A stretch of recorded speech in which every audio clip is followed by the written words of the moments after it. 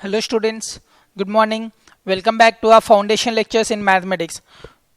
Today we'll be starting with a new chapter, that is algebraic expressions and identities. This is a very basic and important chapter as your algebra branch of mathematics is concerned.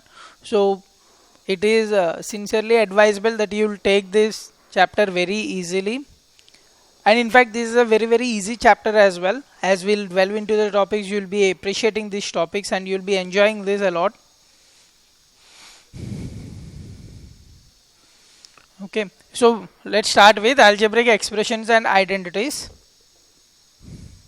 So first of all, what do we mean by expressions? What do we mean by expressions? As already most of you are familiar with these terms, how are expressions formed? A variable can take various values, as we have discussed in the previous chapter, that is linear equations. What is a variable? Okay, that is some unknown quantity. We'll be denoting by letters x, y, z or p, q, any syllable. So now a variable can take various values. It is denoted by letters x, y, l, m, etc. Okay, suppose if you want to denote pressure as a variable, generally we will represent P symbol. For temperature, we will be using T as a symbol, right? So, and what about a constant? A constant means it has a fixed value. So, when we say number 3, then it is 3 only. This value doesn't change. Whereas when we say some variable as x, then this x could be anything, 1, 2, 3, any real number it could be. Or even it could be complex number as well, but complex is out of your scope, so don't mind. So the difference between constant and variable is, variable means it can change its value. Its value could be anything, whereas constant means it is always as a fixed certain value. And then how does algebraic expressions are formed? Algebraic expressions are formed by combining variables and constants through the operations of addition, subtraction, multiplication and division.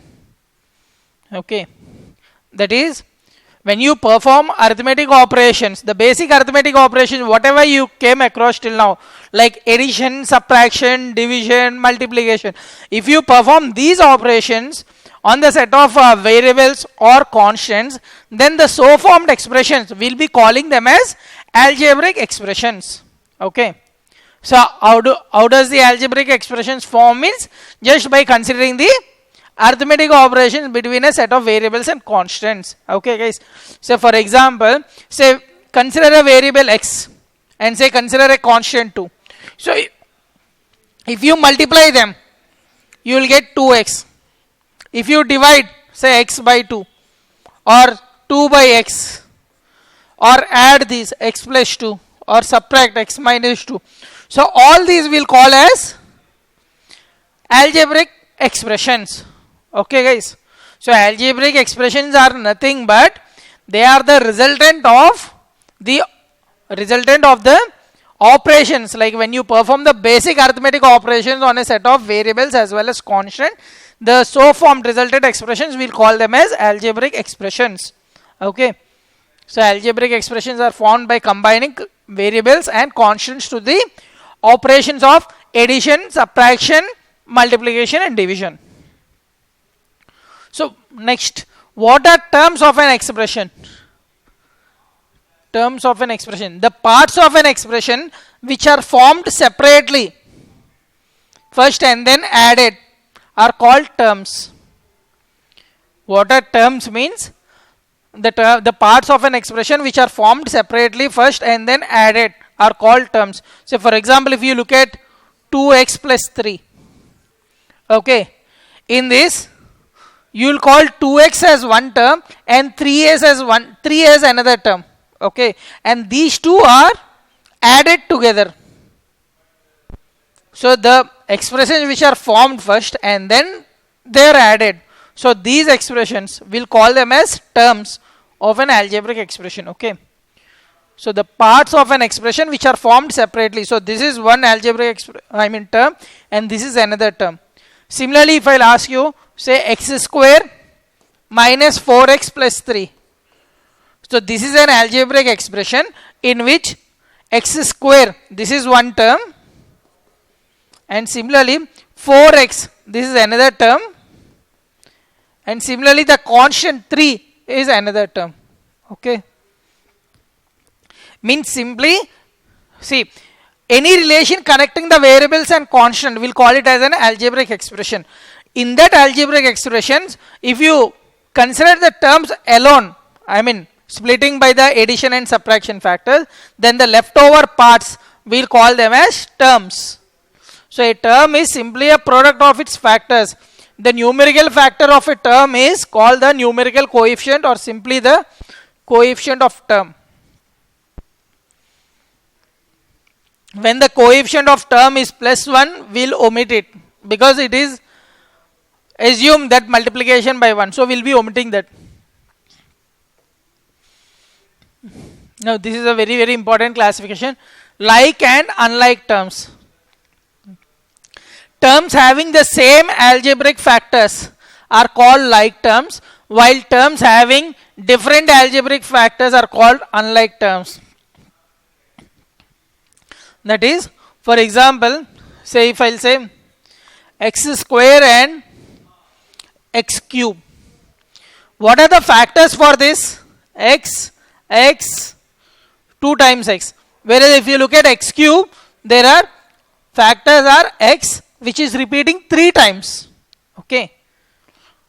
So here there is one x short of this as compared to x cube. So these are unlike terms. Whereas if I'll say x square and 2x square, here you need to just look at the algebraic, the variables only. The constant doesn't matter. So here the factors are x, whereas here the factors are 2x and x. Now just compare the variable factors. X is repeating 2 times as a factor, and here also x is repeating twice. So these 2 terms we'll call it as like terms. Okay. So that is, like terms, they differ only in a constant term, or you could say one will be constant multiple of other. Okay. Terms having the same algebraic factor means the variables, they are called like terms, while terms having different algebraic factors we'll call them as unlike terms. To decide whether the given terms are like or unlike term, just follow these simple steps. What you will do is ignore the numerical coefficients. So for example, x square and 2x square. Okay, here ignore the numerical coefficient, that is 2. So you will be left with x square. Now check whether the variables in the terms are the same or not. See here, what is the variable in this expression? X, right? And here there is only one variable, x. So variables are same. Next, check whether the powers of each variable, that is the exponents of each variable in the terms, are same or not. See here, what is the exponent of x? 2. And here, here also it is 2. So they are same. So hence these two are like terms. If any one of these steps fails, then we'll call them as unlike terms. Okay, students. Similarly, consider another example. Say x square y and 3x square y. Here look at this. In both these, the variables are x and y. Here also the variables are x and y. Here also x and y. Okay. And then what you will do is consider the exponents of the variables, respective variables. Here the exponent of x is 2. And here also exponent of x is 2. And then here the exponent of y is 1. And here the exponent of y is 1. Okay. So what can you claim is these two terms are like terms. If I'll ask you whether x square y and xy square, are they like terms or not? Here the factors are x, the variables are x and y. Here also the variables are x and y. But here the exponent of x is 2. Here the exponent of x is 1. So these are not like terms. Okay guys. So terms having the same algebraic factors we'll call them as like terms, while terms having the different algebraic factors we'll call them as unlike terms. So to decide whether the given terms are like or unlike, what you will be doing? The first step is ignore their numerical coefficients and then look at their respective variables in each terms. And the final step is compare the exponents of the respective variables. If they are matching, then we'll say the terms are like. If they don't match, then we'll call them as unlike terms. So let's move to the next slide. So the steps in deciding whether the given terms are like or unlike is, first, the numerical coefficients of the terms. Okay, we'll be ignoring them because they doesn't differentiate the definition between the like terms and unlike terms. And then the order in which the variables are multiplied. As I have discussed, three factors will be considering to differentiate whether the given algebraic terms as like or unlike. Numerical coefficients we'll be ignoring. Second, we'll be considering the variables involved in the terms. Okay, and the third, we'll be considering whether the exponents of these variables, they are matching or not. In case of any mismatch, then we'll say that they are unlike terms. So the order in which the variables are multiplied in the terms do not matter. So for example, if you will say x square y or y x square, see, the order in which they are represented there doesn't matter. What all we need is, what are the variables involved in this? X and y. Here also x and y. Okay, that's it. And what are the corresponding exponents of these variables? The exponent of x is 2, whereas here also the exponent of x is 2. And here the exponent of y is 1, and here the exponent of y is 1. So these are matching. So these are like terms. So here the order in which these are multiplied, they doesn't matter. Still they'll be like terms itself. Okay. So x square y and y x square, they are like terms. And then what are the advantages of like term is, if terms are like, then we could group them together. That is addition and subtraction of like terms. Sum or difference of two like terms is a like term. Sum or difference of two like terms is a like term with a coefficient equal to the sum or difference of the coefficients of two like terms. That is, say for example, if you consider x square and 2x square. Okay. So if you have two like terms, you could add like in this way. Just simply add their numerical coefficients and keep the variable as it is. Okay. So the resultant will be 3x square. Similarly, if you are asked to subtract, say 2x square y minus x square y. Here again these are like terms. So what you could do is simply consider the numerical coefficients.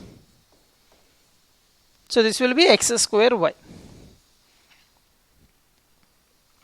Okay. So this type of addition or subtraction we could perform only with respect to like terms. Okay, we can't do the same arithmetic and subtraction operation with respect to unlike terms. So this is the advantage of identifying which terms are like, and if they are like, then we could group them together. Okay, we could simplify the expression. Addition and subtracting general algebraic expressions. So when we add two algebraic expressions, first of all the like terms will be grouping them, and unlike terms will keep as if they are. Okay, we'll leave them unchanged. Finding the value of an expression. See, the value of an algebraic expression depends on the values of the variables forming the expression. As we have seen in simple linear equation chapter, okay, algebraic expression, it involves a variable. So when you plug in value for that variable, you'll find the value for the algebraic expression, right? So the value of an algebraic expression depends on the values of the variables forming the expression. So we need to evaluate an algebraic expression when we wish to check whether a particular value of a variable satisfies a given equation or not. Isn't it? In the previous chapter we have already seen it. Like, how did you verify whether a given value is a solution or not? By plugging in that value in the given expression. If it satisfies, then we are saying then it is a solution. If it doesn't satisfy, we are saying that it is not a solution. So for example, if you consider x minus 3 is equal to 1, okay, verify whether x is equal to 4 is a solution means what you have done? You have substituted x is equal to 4 and you have got 4 minus 3, that is 1, which is LHS is equal to RHS. So we have claimed that 4 is a solution. So in this method what we have done, we are plugging in the values of x and verifying whether that particular value of x is being satisfied in the given algebraic expression or not, algebraic equation or not. If it satisfies, then we are calling that particular value of x as a solution of the algebraic equation, or else it doesn't satisfy. So same thing here, the value of an algebraic expression depends on the values of the variables forming the expression. So we need to evaluate when we wish to check whether a particular value satisfies a given equation or not. Also, we find values of expression when we use formula from geometry and from everyday mathematics. Okay. So anyway, let's look at these in detail by the end of the chapter. So let's move to the next slide. So some of the formulas which you should be very thorough, I will be discussing now. Using algebraic expressions, formulas and rules. Some of the perimeter formulas, guys. So first of all, as I have already discussed, what is perimeter? Peri stands for outer, meter, measure. So outer measure. So what is perimeter of an equilateral triangle? First of all, what is meant by an equilateral triangle? A triangle whose all sides are equal. Isn't it? A triangle in which all three sides are equal to each other. So what we could claim is, say let the side length of the equilateral triangle be A, then AB is equal to AC is equal to BC is equal to A, because in an equilateral triangle all three sides are equal to each other. So what would be the perimeter? Perimeter will be sum of these three sides. So A plus A plus A, that is 3A. Similarly, if the side length is L, then perimeter of an equilateral triangle will be 3L. Okay. Then what is perimeter of a square? We know that a square is a quadrilateral in which all sides are equal, right? All sides are equal. So if you consider a square ABCD whose side length is L, then what is the outer measure of this quadrilateral? Obviously AB plus BC plus CD plus DA. So that is L plus L plus L plus L, that is 4A. So perimeter of a square formula is 4L, where L is the side length. Okay. Here, as you keep changing the square side, that is the length, the perimeter would keep changing. So here L is the variable, that is the length, the side of the square. And then what is the perimeter of regular pentagon? What is perimeter for regular pentagon? As you know, what is pentagon means?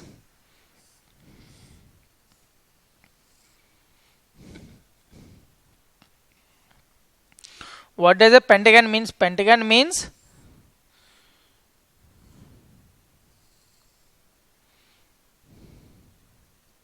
Pentagon means it is a quadrilateral, it is a polygon with 5 sides, isn't it?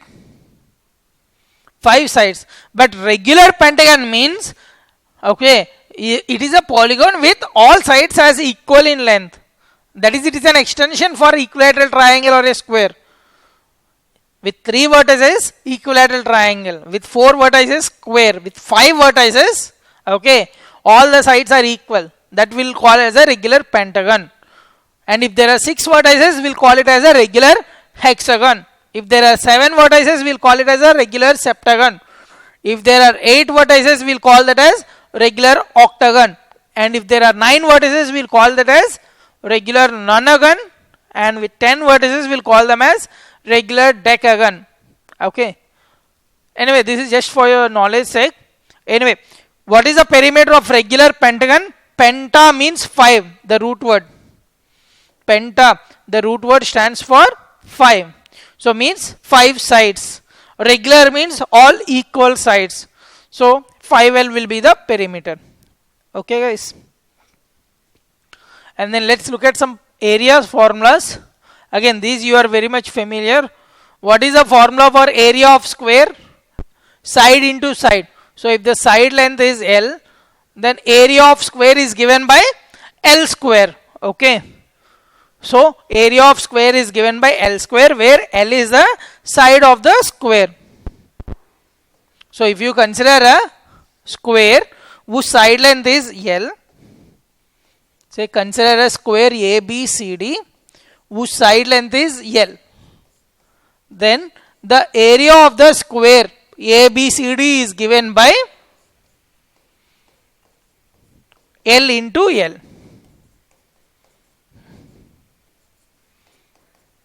So in short, in exponent form, we'll write it as L square.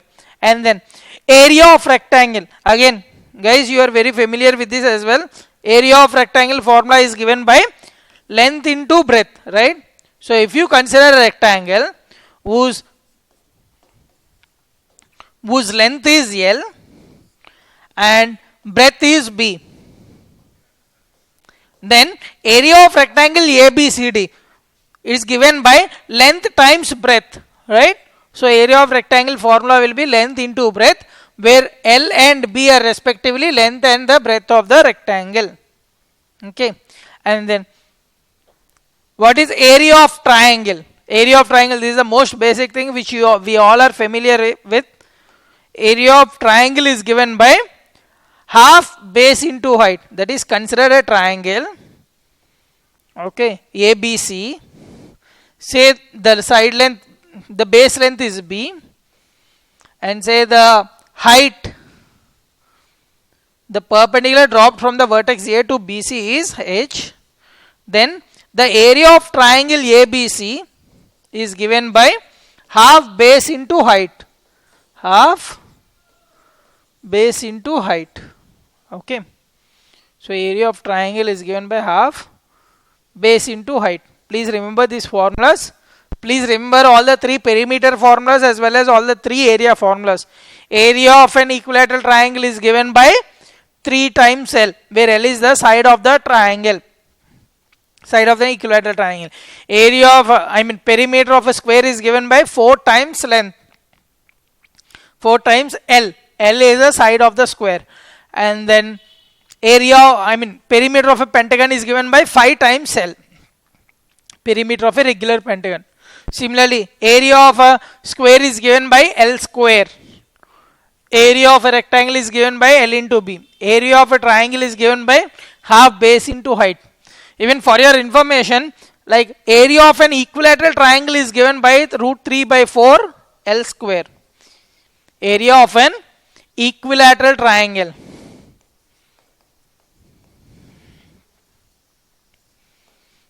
Area of an equilateral triangle is given by root 3 by 4 times L square. Okay. Where L is the side of an equilateral triangle, side length. Next, rules for number patterns. See, if a natural number is denoted by n, if say suppose let's denote a natural number by n, then its successor will denote it by n plus 1, isn't it? You know what are natural numbers, right? 1, 2, 3, 4, so on. All those which you could count on your fingertips, right? So here what this property says is, suppose let me denote this by variable n. Now can I write the next number as n plus 1? Its successor mean the following number, we are writing it by n plus 1. So please remember this pattern. If a natural number is denoted by n, its successor will denote it by n plus 1. Okay. And the next one, we could denote it by n plus 2, isn't it? And if this is 3 is n, we will representing by then 2 we could denote it by n minus 1. Okay. Students, try to understand these patterns. Okay. If we are trying to represent a natural number by n, its next immediate successor we could denote it by n plus 1. Similarly, its immediate predecessor we could denote it by n minus 1.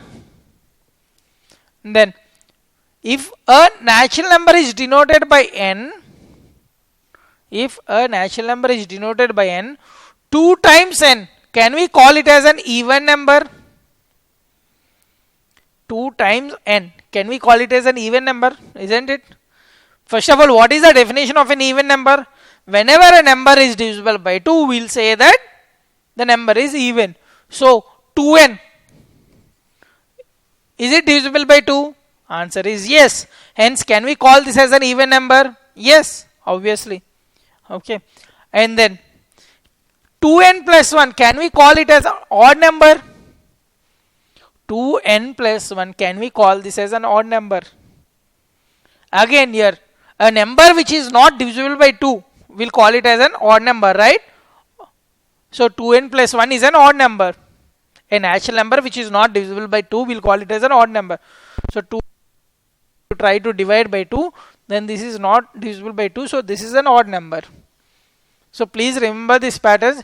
In general, we'll represent even numbers by 2n form, and odd numbers we'll try to represent by 2n plus 1 form. Okay. And if we denote a natural number by n, then its successor will denote it by n plus 1, and its predecessor will denote it by n minus 1. And the general nth term of a number, general nth term of a number pattern is an expression in n. Anyway, we'll understand more about that. So expressions are made up of terms. As we have seen, expression, we'll be splitting them with the plus and minus symbols, and then we are calling each of the parts as terms. So expressions are made up of terms. And when we add or subtract terms, we will get expression, right? For example, addition of the terms 4xy and 7 will give you xy plus 7, isn't it? So first of all, what is term? Term is nothing but the product of factors. So here 4xy is a term and 7 is a term. So factors may be numerical as well as algebraic. If they are numerical, then we'll call them as constants. If they are algebraic, like this, then they will have multiple factors again. For example, the term 4xy, in the expression 4xy plus 7 is a product of factors x, y, 4. Okay, whereas 7 is a constant. Factors containing variables are said to be algebraic factors. If there are no variables, we will call them as constants. The coefficient in the numerical factor is the term. The coefficient is the numerical factor in the term. That is, if you look at the terms 5x and 6y, here in this term 5 we'll call it as a coefficient, and in this term we'll call 6 as the coefficient. So these are coefficients. Coefficients means what? The numerical terms. Numerical term means the numbers, whatever we see, okay, in front of the variable. Any expression with one or more terms is called a polynomial. See, here starts your basics of algebra. You need to understand these polynomials. This is a very, very important chapter. They will follow you, okay, till your studies and in your even in your daily life as well. So these are very, very important. You need to understand these polynomials very well, okay. Even we are heavily relying in our processing of our computer systems as well on these polynomials. So you need to understand each and every basics of this concept. So what is polynomial? See here, you could split these terms, poly plus nomo. You could split like this. Poly means many, and nomo, it stands for terms. So polynomial, it means an expression containing many terms. Polynomial, it is an algebraic expression, and we know algebraic expression is made up of terms, right? So an expression containing many terms, we'll call it as a polynomial. So here if you look at 5x, Here this is an algebraic expression. How many terms are there? 1. 5x plus 7. Here this is an algebraic expression. How many terms are there? 2. 5x square plus 2xy plus 8. How many terms are there? 3. Okay. So an algebraic expression containing many terms, we'll call it as a polynomial. So whenever there is only one term, we'll call it as by a special name monomial. Mono is a root word for one. Similarly, bi, mo is a root word for one. Similarly, bi is a root word for two. Tri is a root word for 3. Quad is a root word for 4. Similarly, quint, so on. You will be having special names, but all these come under the classification of polynomials only. So monomial, mo means one, nomo, one term. So whenever an expression contains one term, we'll call it as a monomial. So examples of monomial are 2x, 5xy, 8y. Here the variables doesn't matter. Here the classification is based on the terms. How many terms are present? Okay. It is not, the classification is not depending on the variables present. So whenever there is a one term expression, we'll call it as a monomial. If it is a two term expression, we'll call it as a binomial. If it is a three term expression, we'll call it as a trinomial. Okay, students. So let's move to the next slide. Two term expression, we'll call it as binomial. As you can see, 6x minus 5y. Here there are two terms, 6x and 5y. Similarly, 2xy plus 7, 8y plus 3. Three term expression is called trinomial. 4x square plus 7x plus 3, 2x plus 3y plus 5, so on. Okay. So when terms have same algebraic factors, we'll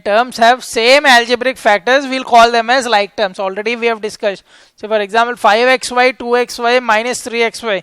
And like terms, they only differ in the numerical coefficients, whereas the variables will be the same and the exponents corresponding to the respective variables also will be the same. The order of multiplication doesn't matter. And when terms have different algebraic factors, we'll call them as unlike terms. So for example, 2x square and 2xy. Here the algebraic factors x square, there is no y variable present, whereas here y variable is present. So these two are unlike terms. Similarly, if you look at these two, here x term is not present, here x term is x term is present. So they are unlike terms. Okay. Then the sum of two or more like terms is a like term with a numerical coefficient equal to sum of the numerical coefficients. That is, whenever we see like terms in an expression, we could group them, right? Just then numerical coefficients will get added up. So 3x plus 4x, you could write it as 3 plus 4 times x. Similarly, if you will see 5x y minus 3xy, what you will do is, you could do the same operation with their respective numerical coefficients, keeping the variable terms alike, same. So this you could simplify to 2 times xy. Okay. But students, please remember, this kind of simplification grouping you could do only between the like terms. So never try to attempt to do for a like term and an unlike term. I mean two unlike terms. Okay. So the difference between two like terms is a like term with a numerical coefficient equal to the difference between the numerical coefficients of two like terms. That is 11ab minus 5ab is 11 minus 5 times ab. So it is 6ab. Okay, guys. So unlike terms cannot be added or subtracted the way like terms are added or subtracted. Okay.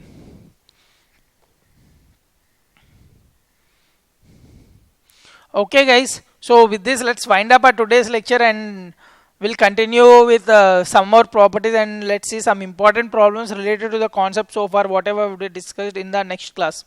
Till then, have a nice time. Thank you.